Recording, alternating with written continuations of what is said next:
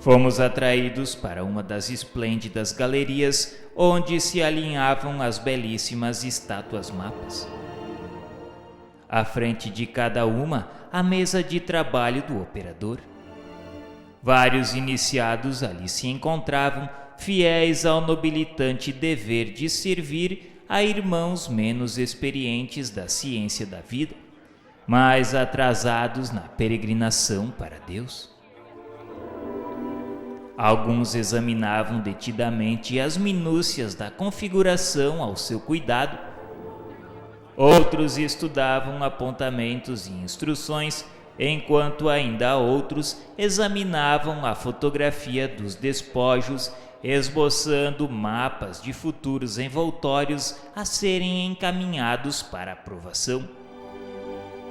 E cada um empregando nesse extraordinário ministério o máximo da atenção e da boa vontade de que eram capazes, fez-nos conceber então o ideal do funcionalismo perfeito, cônscio do dever a cumprir. Aproximamo-nos das estátuas. Eram o mapa antigo anterior ao suicídio. Surpreendidos, observamos serem esses modelos singulares animados de movimentos e vibrações, tornando-se assim o tipo ideal a ser plasmado. Assim era que, através das artérias, víamos deslizar em toda a pujança e precipitação naturais ao corpo humano um filete de líquido rubro-luminoso, indicando o sangue com suas manifestações normais num corpo material terreno. As vísceras, tal como o sangue, eram traçadas por substâncias fluídicas luminosas sutilíssimas, translúcidas, como se para obtê-las houvessem de comprimir reflexos da luz delicada do luar. Quanto às cartilagens, o rendilhado dos nervos, a carne, eram igualmente representados por tessituras mimosas, de cambiante nível, jáldio e róseo, respectivamente, o que à peça fornecia expressão de grande beleza. O pequeno universo do corpo humano, pois com todos os seus pormenores, ali se encontrava ideado com mestria de verdadeiros artistas e verdadeiros anatomistas. Havia dependências particularizadas para os modelos e para os casos femininos. Jamais em nossas observações observamos serviços mistos em quaisquer setores. Ao fim de alguns minutos, ouvimos que Rosália exclamava, traindo singular emoção.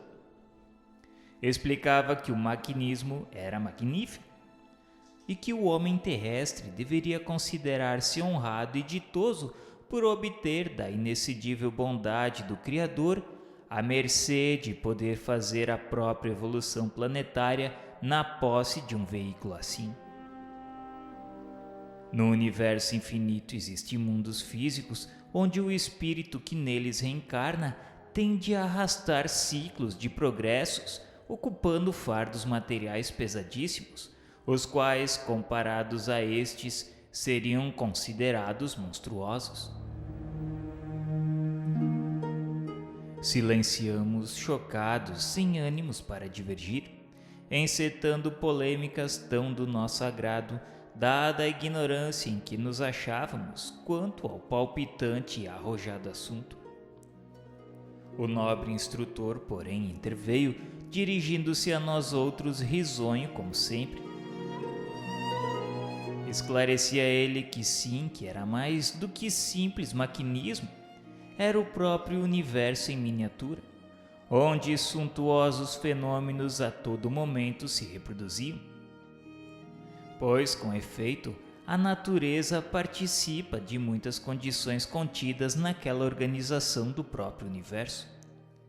Ele é um templo, um santuário onde será depositada a centelha sagrada que emanou do Todo-Poderoso, isto é, a alma imortal, para que nele se alinde e aperfeiçoe na sequência dos renascimentos.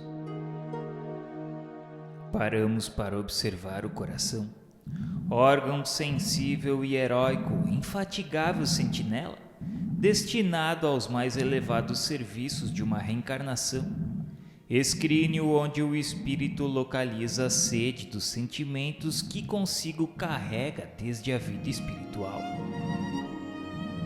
E olhando o cérebro, examinando o aparelhamento prodigioso, joia só imaginada pelo excelso artista, tesouro inapreciável que o homem recebe ao nascer, sob o qual agirá a mente espiritual, dele servindo-se para as novas aquisições dos labores efetuados. É um outro universo em miniatura, um farol que norteia a própria vida humana, bússola generosa em meio das trevas do encarceramento físico terrestre. E os olhos, o aparelho visual que carrega para o cérebro as impressões das imagens, traduzindo-as em entendimento, compreensão e certeza? Não seria porventura digno similar dos primeiros? Será nesse precioso relicário de luz que se acumularão as potências sublimes da visão espiritual, dosadas harmoniosa e sensatamente para o uso conveniente do indivíduo durante o estágio carnal, assim lhe facilitando as realizações que lhe competirem ao conserto das sociedades humanas. Observávamos agora os escaninhos auditivos, caprichosos labirintos que apresentavam indubitáveis harmonias com os antecedentes, tão bem dotados, tão perfeitamente dispostos que permitirão ao encarcerado terrestre alcançar as mais delicadas vibrações, aquelas que lhe forem necessárias ao progresso e tarefas que deverá realizar, e até mesmo em muitos casos a sutil expressão provinda de um anseio, de um murmúrio dos planos invisíveis. Porém, não era só. Víamos agora a organização gustativa detentora do paladar. Sutil, obscura, modesta, tão preciosa a qualidade do envoltório carnal, no entanto, absolutamente indispensável ao gênero humano. A este auxilia generosamente, coparticipando do trabalho alimentar, fiel colaboradora da conservação do fardo precioso do corpo. Quão grandioso deverá outro sim parecer o labor da língua ao observador consciencioso, órgão que traduz ao demais o pensamento da criatura encarnada através da magia da palavra enunciada. Oh, como o homem seria respeitável se desse aparelho sublime se utilizasse apenas a serviço do bem, do belo e da verdade. É da complexa fibratura da língua que se desprendem as vibrações emitidas pelo pensamento, tornando possível o entendimento entre a humanidade através da palavra. É graças ao seu produtivo labor que se concretizam os sons das mais belas expressões conhecidas na terra, tais como as doces promessas de amor, quando o coração entusiasta, nobilitado por alevantados projetos sentimentais, se inflama de ardentes aspirações. As harmonias arrebatadoras dos mais caros poemas, assim como as suaves nênias do amor materno junto ao berço em que adormece o querubim risonho. E também o nome sacratíssimo do Todo-Poderoso nos ciclos férvidos da oração. Nenhuma peça inútil, nenhuma linha supérflua, votada à inatividade. Todas as particularidades são essenciais, integrando o todo generoso. São indispensáveis à sua harmonia magistral, completam-se, correspondem-se, atraem-se, confraternizam-se numa beleza majestosa de atividades subsequentes e heróicas, dependendo uma das outras para a sublimidade de vistas do gracioso conjunto favorável ao equilíbrio do espírito que nele temporariamente habitará, qual lâmpada sagrada em santuário eficaz. Irmão Clemente, depois de uma pausa, continuou explicando que a natureza, que é a vontade de Deus manifestada sob a pressão soberana do seu divino poder magnético, tornou o corpo humano a habitação suntuosa para o espírito necessitado da reencarnação, para o aprendizado que lhe cumpre no ciclo terreno. Pois poderíamos estar certo de que a finalidade da reencarnação é o preparo do ser espiritual para o triunfo na imortalidade, e não apenas para os serviços da expiação. Este será a consequência do desvio da verdadeira rota, simplesmente, e existe unicamente pela responsabilidade do eu de cada um. O estado definitivo dos fardos humanos para a temporária habitação daquele que se derivou de um hausto divino, o modelo originado da sua vontade do sublime artista, penosamente evolutido através dos séculos, é a beleza. A existência de desarmonias no conjunto provém de que os espíritos que o modelaram a fim de nele habitarem, servindo ao próprio progresso ou a causas excelentes, assim o desejaram, fossem por modéstia e humildade, fosse por comodidade e receio de situações perturbadoras. Pois a beleza física, muito admirada sobre a terra, torna-se, no entanto, qualidade perigosa em suas sociedades diante das tentações e excessos a que se vê exposta. Há candidatos também que muitas vezes a rejeitam, preferindo seu inverso ou a mediocridade de linhas discretas. Aqueles que renascem espiando grandes erros pretéritos, pois o estado de fealdade, de anormalidade de traços, por não ser o natural, torna-se repugnante, penoso para aquele que o arrasta, constituindo provação. E indicando alguns modelos em tamanho natural à nossa frente, esclareceu que ao reencarnarem, seus possuidores receberiam corpos carnais assim, perfeitos, formosos, dotados de forças vitais e magnéticas que garantiriam excelentes funções orgânicas, saúde permanente, capacidade para as competições diárias. Nada faltaria aos seus ocupantes senão a força de vontade e a coragem para lutar e vencer. O auxílio que dependeu da natureza para que vencessem, ela o forneceu com o invólucro carnal apropriado ao gênero de labor a que eram chamados a desenvolver, qual armadura sólida de outros cruzados que pleiteassem vitória no espírito. Apesar, porém, de todas as reservas concedidas pelo céu em seu proveito, não só faliram, furtando-se aos deveres para que reencarnaram, como até destruíram o precioso fardo posto em seu poder, tão bem dotado, aniquilando-o com o suicídio.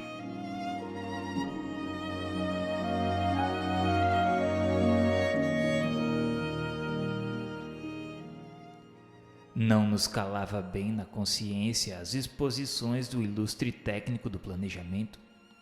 Amarga tristeza e avassalando nossas mais íntimas faculdades a cada novo conceito proferido. Não obstante, seguimos-lo de boa mente a renovação do convite para nos aproximarmos das mesas onde inspirados anatomistas traçavam os mapas de futuros envoltórios a serem modelados na carne pelo espírito culposo prestes a reencarnar.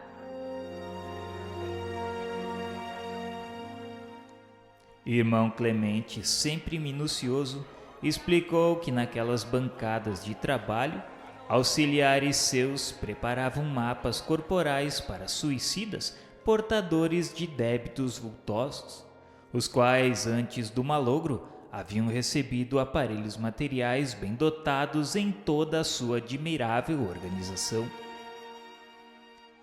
Abusaram eles da magnífica saúde que possuíam. Saúde bem inapreciável de que o homem desdenha, fingindo ignorar que se trata de um auxílio divino que a solicitude do Altíssimo concede às criaturas, com vistas a encorajá-las nos trabalhos dignificantes que lhes facultarão os lauréis do progresso espiritual. Sem a mínima demonstração de respeito à autoridade do Criador, aqueles inditosos irmãos envenenaram os fardos preciosos com excessos de toda a natureza. Nós também assim o fizemos. Lentamente depredaram com os abusos do álcool, intoxicaram com as inalações do fumo, aviltaram com os vícios sexuais, brutalizaram com as imoderações alimentares, desviando-se para a gula, o que dessa forma acarretou conquistas de alterações nas funções gástricas, engurgitamento das glândulas hepáticas, danificando lamentavelmente por acúmulo de operosidade o delicado aparelho digestivo, que poderíamos ver ali, no modelo primitivo, retratado naquelas estátuas que tanto podíamos admirar. E os exemplos não paravam. Irmão Clemente continuou explicando que outros, não satisfeitos com aquele gravoso desrespeito a si mesmo como ao generoso doador da vida, o qual só por si responderia por um autêntico gesto de suicídio, incapaz de suportar as consequências de tanta intemperança, isto é, um câncer, muitas vezes, a tuberculose torturante, uma úlcera, a neurastenia, um desvio mental, alucinações produzidas pelo pessimismo estado do sistema nervoso, a hipocondria, enfermidades físicas, mentais e morais que para si mesmos criaram, usaram de violência igualmente reprovável. E coroaram o acervo de inconsequências, destruindo completamente, matando brutalmente o fardo concedido pela bondade paternal de Deus, empunhando contra si próprios armas homicidas. Ali estava o resultado de que nos apavorávamos. Eles também não morreram, porque o verdadeiro ser não era aquele santuário destruído, mas a individualidade que nele habitava.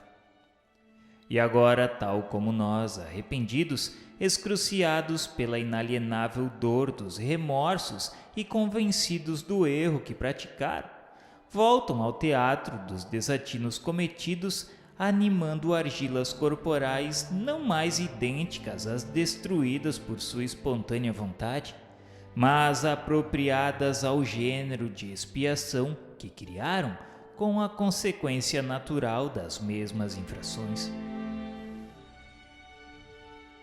A essa altura sentíamos-nos como fatigados de aflição, profundamente melancólicos. A realidade forte que se irradiava daqueles planejamentos, o próprio ambiente, contornado por sugestões inerentes às reencarnações expiatórias, infiltrava um angustioso mal-estar em nossos corações, acovardando-nos até a ansiedade. Mas o estado de apreensão e angústia era acontecimento tão vulgar em nosso ser que de nada nos queixamos, antes silenciávamos pensativos. Convidou-nos a continuar ouvindo-o em repouso, apresentando-nos confortáveis poltronas onde nos sentamos. Em seguida, tomando lugar ao nosso lado, fraternalmente recomeçou o operoso irmão Clemente, lembrando que havíamos sido orientados pela gentil irmã Celestina de como se verificaria a nossa internação naquele departamento. Por isso ele não se alongaria nas mesmas exposições. Dessa forma, somente nos informaria de que eles seriam por nós responsáveis enquanto durasse a nossa existência planetária. essa existência anormal que criamos fora da programação estatuída pela divina providência. Assistiriam nossos momentos difíceis na ardência da expiação, não estaríamos abandonados. Eles enxugariam nossas lágrimas nos momentos culminantes, insuflando ânimo novo para os nossos corações através de sugestões benéficas. Segredariam também alvitres mediadores para que nossas aflições fossem diminuídas, através da nossa faculdade da intuição acesa pela solércia do sofrimento. Zelariam pela nossa saúde, pela nossa condição física, necessária à permanência na experimentação terrestre. Vigiariam também para que não se agravasse as provações que teríamos que enfrentar, dadas condições egoísticas em que se mantém a sociedade em que seríamos chamados a testemunhar o arrependimento, já que isso poderia dificultar demasiadamente a nossa vitória, acumulando dessa forma mais espinhos ao nosso já atribulado trajeto. E somente seria encerrada tão vasta quão espinhosa missão quando fosse cessada aquela nossa expiação reparadora do ato do suicídio. Nesse momento, cortariam os liames fluídicos que nos ligariam ao fardo tornado naturalmente cadáver e nos reconduziriam para ali, encaminhando-nos ao departamento do qual um dia recebemos e o qual, por sua vez, aguardaria ordens do templo a fim de encaminhar-nos a locais novos que por direitos e afinidades nos conviessem.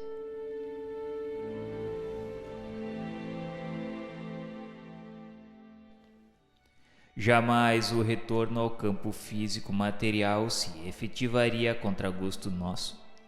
Poderia dilatar-se a nossa permanência naquela colônia por longo tempo, porque contra a nossa vontade não reencarnaríamos. Nem mesmo a lei soberana constranger-nos-ia a novas tentativas nas liças terrenas, porquanto um dos seus mais sublimes dispositivos, que impunha àqueles obreiros a aquisição de honrosos méritos, era justamente não impor o cumprimento do dever a quem quer que fosse, senão facultar a todos possibilidades de voluntariamente observá-lo. O que seria feito tendo em mira o animar para o formoso desempenho era aconselhar-nos procurando convencer-nos ao renascimento através do raciocínio e do exame dos fatos. Tais diligências, como tivemos ocasião de observar durante as instruções anteriores, seriam efetuadas durante o estágio no departamento em que tivemos oportunidade de ingressar, e não naquele aonde nos encontrávamos. Depois de um pequeno silêncio aonde pudemos absorver aquelas informações, continuou o orientador, ensinando que geralmente, porém, o suicida vê-se em tão precárias condições, quer físico-astrais, quer morais e mentais, que bem poucas vezes eram obrigados eles, os instrutores, ao trabalho de catequese para a reencarnação.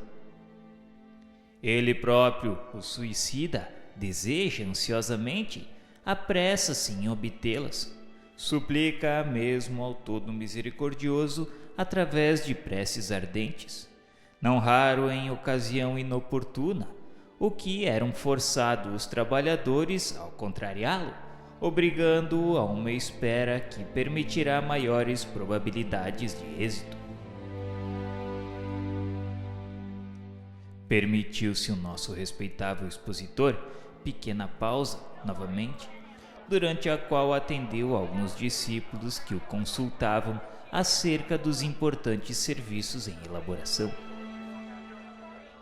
Observamo-lo com muito interesse durante os rápidos minutos em que confabulava com os seus.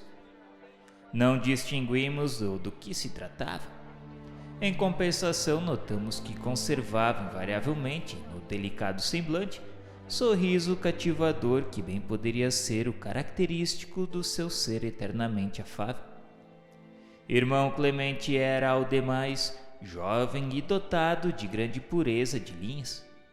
Dir-se-ia o modelo ideal que, aos estatuários da Grécia Antiga, inspirou as obras-primas que nunca mais os homens produziram.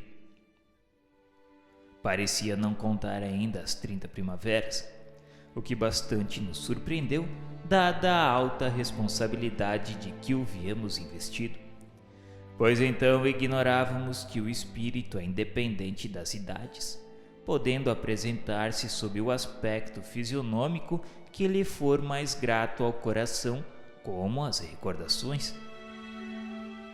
Víamo-lo como se fora realmente um homem nobremente trajado com o uniforme da falange. Mas algo se irradiava de sua individualidade, indefinível para nós, atestando sua excelente qualidade espiritual, não obstante o caridoso favor de materializar-se tanto a fim de nos consolar e servir. Retomando ao nosso grupo, continuou paciente e grave. Explicou que de toda a extensa falange de penitentes que por aqueles umbrais haviam passado, excetuava da exemplificação em apreço os internos do manicômio, excessivamente prejudicados sob pressão vibratória limitadíssima, reencarnariam sob os imperativos da lei, mas igualmente iriam ser assistidos pela paternal solicitude daquele que é o amor supremo para todas as criaturas. Não se encontrando em situação de facilitar auxílio em proveito próprio, suas lacunas seriam preenchidas pelo seu guardião maior e demais guias dedicados, os quais passariam a dirigir diretamente tudo o que de melhor convinha ao pobre tutelado, incapacitado para o exercício do raciocínio do livre-arbítrio. Ofereceu-nos irmão Clemente a examinar certos mapas que lhe baloiçavam entre as mãos, tomados a um de seus discípulos. Eram esboços para o futuro, miniaturas encomendadas para a encarnação próxima, ao passo que as estátuas em tamanho natural eram o que em verdade deveriam estar em atividade, porque representavam a configuração carnal aniquilada pelo suicídio. Tomando das miniaturas, observamos não se encontrarem nelas desenhados sequer os arremedos daquelas, mas figuras esquálidas, torturadas por sintomas impressionantes de funda amargura interior. Caricaturas assinaladas por indicações de enfermidades atrozes, tais como a paralisia, a cegueira, a demência e etc., que tanto afligem as criaturas em todas as classes sociais terrenas.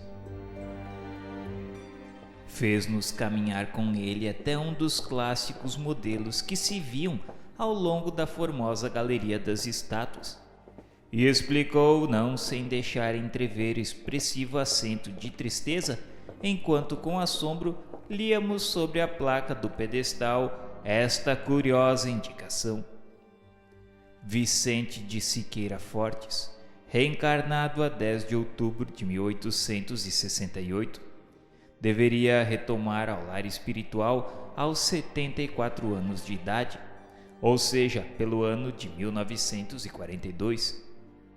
Suicidou-se na cidade do Rio de Janeiro, Brasil, no ano de 1897, atirando-se à frente de um comboio de estrada de ferro, contando 29 anos de idade. E indicando aquela miniatura, continuou o irmão Clemente destacando uma das que examinávamos, pois assim estava alterada, reproduzindo o estado mental e vibratório a que se reduziu Vicente com o desesperado gesto que praticou. Foi extraída do próprio estado atual do seu físico astral, o que é o mesmo que dizer que, se assim se encontrava, era porque assim se fez, pois a lei que cria a beleza não impõe aquele estado dramático e feio às suas criaturas.